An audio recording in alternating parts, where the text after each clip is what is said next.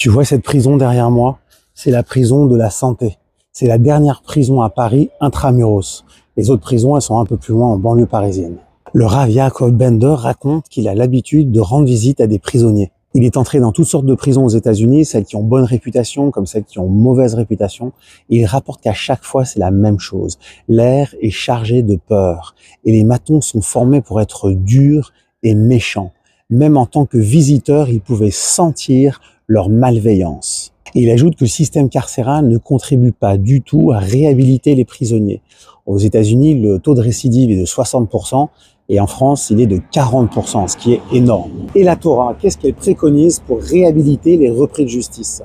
La Parshas Mishpotim, une section riche en lois civiles et pénales, s'ouvre sur le cas du voleur. Et qu'est-ce qu'elle préconise? La Torah préconise que le voleur juif soit contraint de se vendre comme esclave dans une famille juive pendant une période de 6 ans. C'est-à-dire qu'il est accueilli au sein d'un foyer, traité avec dignité et respect, exposé aux valeurs d'une famille convenable afin de s'en imprégner et afin d'entamer le véritable processus de la réhabilitation. Dans le même ordre d'idées, je te raconte l'histoire d'un jeune orphelin qui s'appelait Baruch Kolodny.